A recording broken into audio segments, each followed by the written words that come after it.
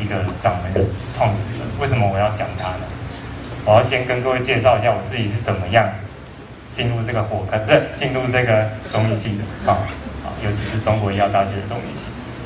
我自己大概是小的时候，我小时候我们家是开餐厅的，那我们家的厨师呢，他有一次在看一本书，我就觉得这本书还蛮有趣的，我就翻了一翻，然后回去之后就照着书上的说的开始做，开始练习。练一练之后觉得还蛮有趣的，就这样一直练到高中。这本书的名字呢叫做《气功不神秘》，它是在教我们怎么样打坐，怎么样吐纳练习这种气功。我就觉得这样还蛮有趣的，这样一直练，虽然说没有每天很持续的练，但是断断续续的就这样练到了高中。直到有一天呢，我的同学他问我说：“黄之汉，你练了那么久气功，你到底可不可以感觉得到气？”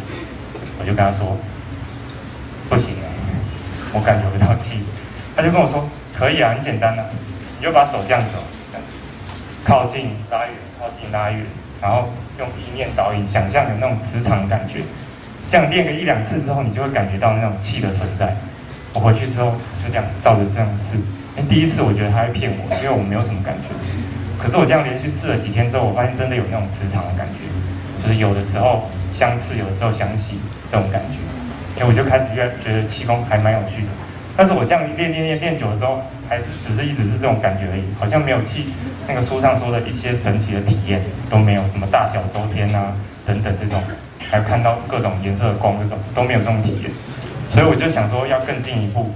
那刚好这个李凤山先生他又蛮有名的，常上电视嘛，在推广他那一套平甩功，所以我就报名了梅门流行养生学院。那最主要呢，我还对太极拳很有兴趣。那梅门刚好也有在教太极拳，所以呢，我就报名了这个李凤山先生的这个气功班。可是进去之后，我才发现，原来要学太极拳，要先学初级班，就是平甩功，再来要学中级班，就是类似8段锦那种导引的一些功法。然后呢，到了高级班才是太极拳。没关系，我就想总有一天会练到太极拳嘛，我就这样练到终于有一天中级、初级都练完了，可以练太极拳的时候，我高中就毕业了，我就来到台中，所以还是没有练到太极拳。不过没有关系，我来中国这边之后呢，我参加了太极拳社，还就这样学太极拳学了8年。好，那就是因为学气功这段经历呢，再加上我高中的时候脸上长了很多痘痘。那我就想要借由，因为人家都说西药会伤身嘛，所以我就想要借由中药调理，看能不能治疗我的痘痘。那我是读建中的，我们附近有一家建成中医，算是总部，一整栋都是建成中医。我就常常去那边，每个礼拜都报到。除了拿中药之外，最主要是那边可以推拿，就是当那个浪费健保资源的高中生，就是这样。每个礼拜，因为那时候念书念到腰酸背痛，所以常常就去那边看中医啊，顺便推拿一下。就觉得这样中药吃下来，好像也觉得蛮有趣的。虽然痘痘好像没有变好，但是呢，就因此接触到了中医。除此之外呢，还有看一下这本书，这本书各位看过吗？有没有看过？看过的举手好不好？没有看过，有看过好。医药是彭一俊医师写的。下一张。这本书呢，我高中的时候有一次去诚品书店逛一逛看到，我就去花1个下午把这本书看完。这本书内容实在非常有趣。它内容是说，台湾为什么那么多人会近视，就是因为吃太多西药的关系。台湾为什么那么多人有一些奇奇怪怪的病都治不好呢？都是因为吃西药、打疫苗的关系。艾滋病根本就不存在，艾滋病的那些症状根本都是因为吃了西药所导致的，都是因为吃了艾滋病的那些西药才有艾滋病的症状，根本就是西医他创造出来，因为药厂要赚钱，所以创造了艾滋病这个病例。我看到之后非常惊讶，我想，哇，天哪，难道真的是这样吗？所以就对中医非常有兴趣，就这样被这本书骗，不是，就这样，因为这本书，还有加上刚刚气功吃中药的体验，就决定要念中医系了。可是现在问题来了，中医系有2家嘛，除了我们中国以外，还有长庚中医，究竟要读哪一家？照分数填是很好填，当然是长庚的分数比中国高嘛。可是我觉得这样子没什么意义，我想要知道这2家的特色在哪里，所以我就去找我平常去看的那位中医，他是特考的中医，我就问他说，到底哪一家长庚跟中国哪一家中医系比较好？我想要念中医系。他听了之后就很高兴，他就跟我说，当然是中国啊！哦，开玩笑，你们都不知道中国的图书馆有多大啊！哦，就因为他这句话呢，我就决定要念中国中医系，就把中国中医系填在我的第一志愿，长庚中医系填在我第二志愿，因为觉得这里的图书馆很大。结果一来看到，真是很大，有没有？好，那不管，总之呢，就踏上我的中国中医系之路。我只填了10个志愿哦，前面2个就是2个中医系嘛，后面就随便乱填。第10志愿还填的是我们学校的中药资源学系，那中间就随便乱填啊，不管，就来到了这里。下一张，这是我迎新的时候，现在还有这个有参加迎新的举手，好吧？现在还有这个活动吗？最后一天的时候会找那个相配对的，然后会对你们进行一些侮辱，不是对你们进行一些小游戏，还有吗？还有吗？还有是不是？其实没有人点头。好，来下一张。这个刚刚那张照片呢，已经成为同学口耳相传的一张经典。好，我希望把这张照片传承下去。那这个是中医基础理论，就是我当初在上学校的课的时候，就用的就是这本中医基础理论，知音出版社。好，下一张。现在各位还是用这个知音出版社的教科书吗？还是说是用我们自己编的？现在是用中医基础理论，用的是什么？就是这本嘛，一样嘛，没有用我们自己台湾的教授辛苦绞尽脑汁编出来的教材哦。好，那当初我读这本书非常认真啊。我们那个时候双主修跟现在各位不一样，现在各位是联考照联考的成绩、指考的成绩分发嘛。我们那个时候是一进来没有决定你是单修或双修，是大1升大2的那个暑假要考一个双修的考试，那前60名的才可以去双主修，60名以后的就是单修这样子。那我那个时候念中医念得非常认真，在中医这个科目我是考班上第2名，88分，第1名是90分，我们另外同学叫黄宪明。好，那我们当初念这套教材非常认真，再强调一下，真的非常认真。因为各位如果有看过我部落格的，可能会觉得我是不是这套教材随便念念，所以才会一直恨透了这套教材。其实不是，我念得非常认真，才知道他到底在写什么。好，下一张。这个是我大1升大2暑假的时候当小队，就是我们那小队的小队员。好，下一张。这一次当小队服的经验，也是影响我人生一个非常重要的经验。它可以说是间接告诉生命的意义究竟在哪里。下一张。这个是我去9份金瓜石博物馆当小丑变魔术的时候的照片，这个是我。好，下一张。好，现在请各位在座所有的人都闭上你的眼睛，好不好？不要偷看哦，不要偷看，也不要睡着了，好不好？好，现在你自认为你比所有在场人的聪明程度还要高的，请举起你的左手，好不好？没关系，没有人会看，请举起你的左手。好，接下来，你觉得你的聪明程度比在场所有的人的聪明程度还要低的，请举起你的右手，好不好？那没有举手的人是怎样？快，我要看到所有的人都举手。来，再一次。你觉得你自己的聪明程度比在场所有的人的平均还要高的，请举起你的左手。所有人都要举手。好，你的聪明程度，你自认为比在场所有的人还要低的，请举起你的右手。好，不要放下，左手右手都不要放下。我要看到所有人都举手。我还看到有人没举手的。好，等一下哦，不要放下哦，也不要张开眼睛。好，照下来。好，现在各位可以把眼睛张开。我还蛮讶异，我刚刚调查的结果，大概有一半一半，可见我们中医系都是出类拔萃，天赋异禀，跟世界上那个心理学家做的研究非常不一样。来，我们看一下心理学家做了什么研究。这个叫做 News from Lake Wobegon， 它是 Garrison Keillor 一个作家所虚构的一个城镇。这个城镇呢，因为一句话而有名。来，下一张。这句话就是：女的个个强壮，男的个个帅气，小孩的成绩都在平均水准之上。这个没有写错，女的强壮，男的帅气。我也不知道他为什么要这样写。好，看，这根本是不可能发生的事嘛，对不对？怎么可能所有小孩的成绩都在平均水准之上？大家都学过统计学，大概会有一半的人成绩在平均以上，一半的人成绩在平均以下，对不对？不可能所有的人都在平均以上。那这个作者他就提出了这句话，就在心理学上就叫做 Lake-Wolfgang effect。Lake-Wolfgang effect， 它代表什么意思呢？来，它代表的就是来下一张 overconfidence。overconfidence， 它的中文是什么？过度自信。过度自信的中文又可以叫做自我感觉良好，现在很有名的一个词。好，再下一张。我们看一下心理学家做了什么样的实验。他调查，觉得自己的幼稚程度比起一般人还要没有那么幼稚的有50%人，觉得自己比一般人还要幼稚的只有22%，觉得自己对团体操控性的警觉比一般人还要高的有77%，只有3%的人觉得自己对团体操控性的警觉比一般人还要低。那自己认为自己对行骗手法的了解比一般人还要厉害的有61%，比一般人还要差的有11%，这是自己的感觉哦。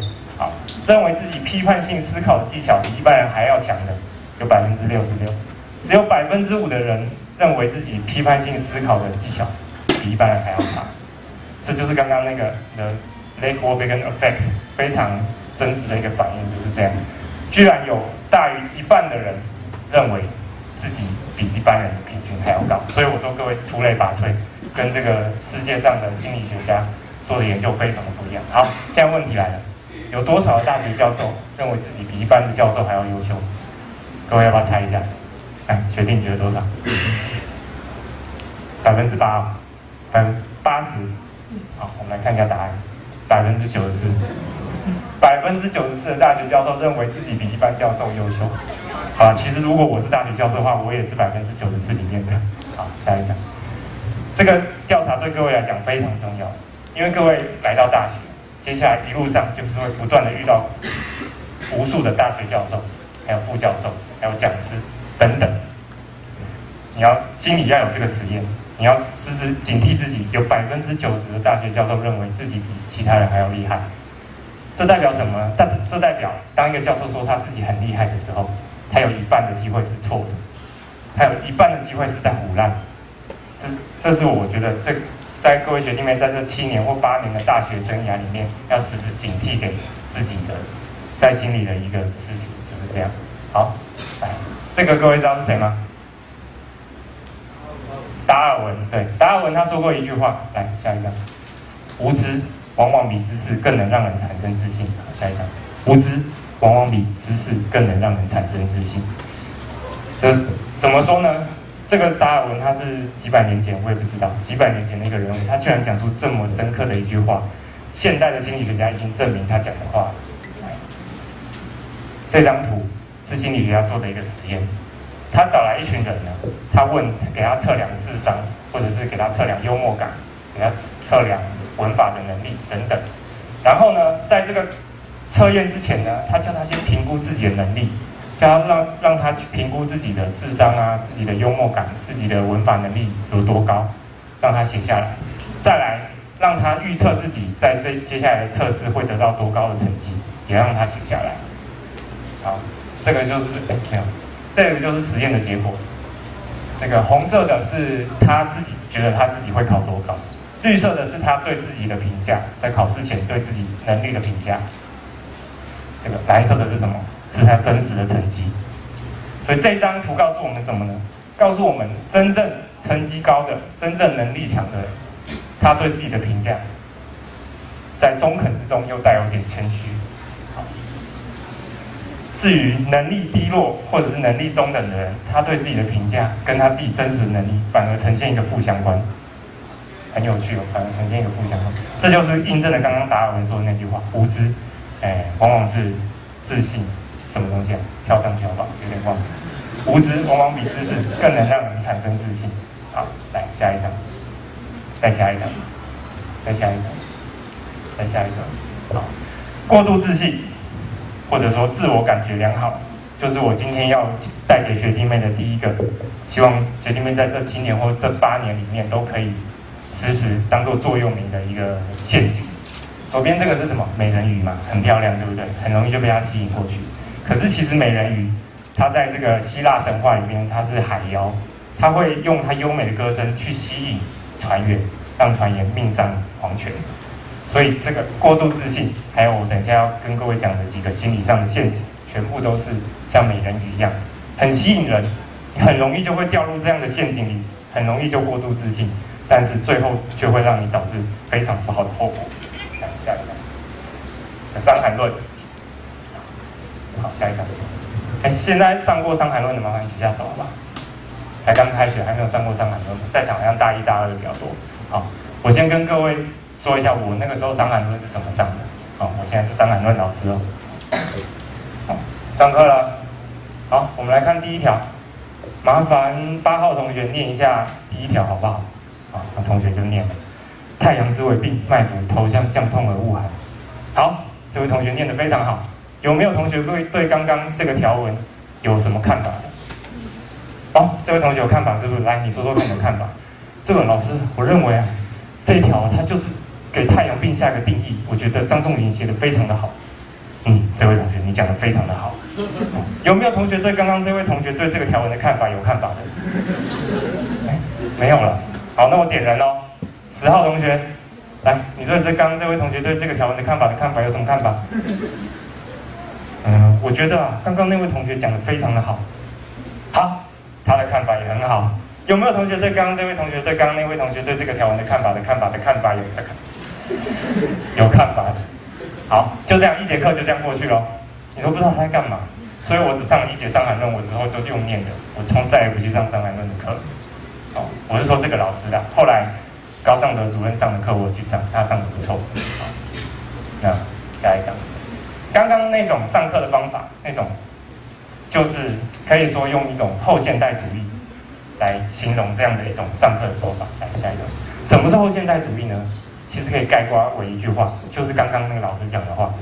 你们大家的看法都很好，每个人都是对的哦。你们虽然听起来表面上有些冲突，但是这样子有冲突才有辩论，才有长进。你们大家都是对的。好，我们看下一条，这就是后现代主义的一种中心思想。用白话来说，就是没关系，每个人有每个人的想法，大家都是对的。啾咪一定要讲。好，下一张，在 PTT 八卦版啊，或者是中医中药版，一定常常看到这样的画法，对不对？尤其是中医中药版，我个人非常喜欢看，都在下面隔岸观火斗。有的时候有个人提出他的意见，他觉得这一条应该是怎么样，有人就不同意了，就说你这个怎么样。不过呢，虽然说我不同意你的看法，但是我们两个都是对的。啾咪，你会看到，大概这个是算是月经文啦，1、2个月就会来一次类似的论战，比如说中医科不科学。你看到大家都吵得很激烈，可最后一定会加一句话，没关系，大家都是对的。你会觉得不知道在干什么。对，啾咪，我刚忘了讲。那这样的后现代主义其实非常的吸引人，包括我在内。我在大学刚开始的时候，也曾经觉得这样的想法很吸引人。为什么这种想法会吸引人呢？因为当初自己实力还不够的时候，你发现你只要随便乱讲一通，当然你自己不会觉得你随便乱讲，你一定觉得你讲的有根据。但是你这样子，你发现你一个初出之辈去讲这样的话的时候，大家居然会认为你是对的，所以你就会非常的开心，而觉得后现代主义好像是真理，因为你只要把持这道真理，拿它来当做是非判断的标准，你就可以随便乱讲话，大家都觉得你是对的。可是当你念的书越来越多，你真正能够判断是非，真正觉得什么是对，什么是错的时候，你就会发现后现代主义它的陷阱到底在哪里了。来，我们看下一张，我才算超级大的好活村。好，下一张，当你知识越来越高，你越来越能够分辨什么是对的，什么是错的时候，你就会觉得后现代主义非常的讨厌。它原来不是每个人都说的都是对的，原来是大佬说的才是对的，原来教授说的才是对的，台上老师讲的才是对的。你不管你讲的再怎么样有根据，再怎么样合逻辑，你讲的都不是对的，因为你不是大佬，因为你不是教授，因为你只是个中医系的学生，你讲的话就不是对的。所以说，这个有点扯远。其实后现代主义它后来一些学者都慢慢归结出他那些当初这些思想家，他们其实后来都慢慢偏向法西斯主义。好，这个有点扯远，没关系。我们看下一张，后现代主义就是我要给各位学弟妹带来第二个，要警惕自己的美人鱼。虽然很吸引人，但是它弄不好可能会让你命丧大海。好，下一张，这个各位知道是谁吗？这可能就比较少认识的。有奖征答，答对的可以再吃一个便当。好，他是哥德尔，下一张，他不是哥德尔，他是帕斯卡。帕斯卡各位就知道了吧？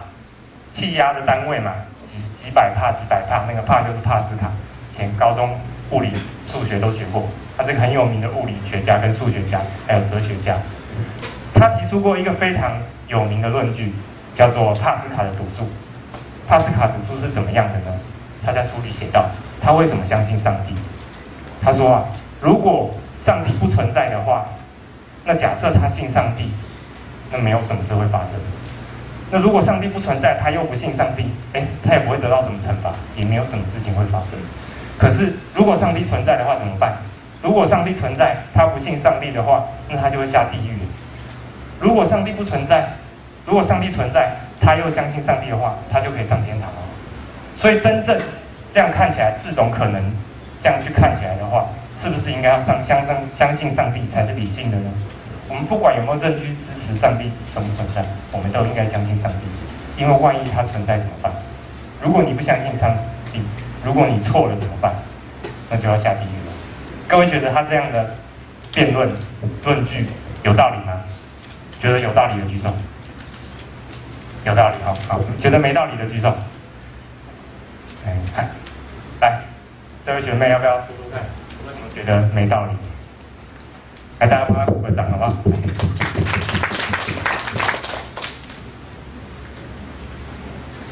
因为觉得没有人举手的话，我很可怜。哦，因为他有佛陀啊。哇，怎么办？那你来讲好了。没错，他讲的没错。其实我要跟各位讲一段奇遇。之前我去过一个乡下，那个乡下有个法师，我去找他观落阴，他给我观落阴。观落阴之下，我就到了地府去，我就看到了，真的有恶鬼，那种喉咙食道细的跟一条针一样，吃什么东西都吃不下去。然后呢，我走一走，我忽然发现，怎么有一个人他是金头发的？我走近一看，这个不是帕斯卡吗？我就跟他打招呼，就说：“嗨，帕斯卡，你好。”他就一脸狐疑的看着我。我就忽然想到不对，要讲英文哈，英文是国际语言，我就说：“嗨，帕斯卡，你好。”我接下来就翻成中文了，不再讲英文了。我就跟他说：“奇怪，你不是说帕斯卡的赌注吗？你不是相信上帝吗？结果你为什么会来到地狱呢？你不是应该上天堂吗？”他就跟我说：“对，我也觉得很奇怪。你不要再提那个帕斯卡的赌注。当我死后，我来到审判官的面前，我跟他说，我要上天堂吧，我相信上帝耶。没想到审判官居然跟我说，对不起，你信错了，上帝不存在，存在的是阿拉。阿拉说，相信上帝的都要下地狱。这就是帕斯卡的赌注，它最致命的一个缺陷，就是刚刚学妹说的，如果佛陀存在，如果神不是上帝，是佛陀怎么办？没有人知道。好，我们来看下一张。这个是什么？电影随身变的剧照。这个人身上不知道插满了多少根针，是针灸的针。他想要减肥，试了很多方法都没有效，后来去找上针灸，一开始扎个10几根针没有效，就后来全身扎满针，跟刺猬一样。好，下一张。这个就是我前一阵子遇到的一个真实的事件。我在实习的时候，中医实习，我去会诊。然后呢，学长姐针完之后就走了，我留在那边拔针。15分钟到了，我们15分钟要拔针，就把他针拔掉。结果他的看护就跟我说：“你这样子针有效吗？我姐姐之前中风，去外面给人家针，她一次都针40分钟而且都针100多针上一张，他姐姐上一张，他姐姐可能就像这样。好，下一张。如果遇到这种家属或这种看护，你们要怎么回答他？有没有人有办法回答他的？学弟，你要怎么回答他？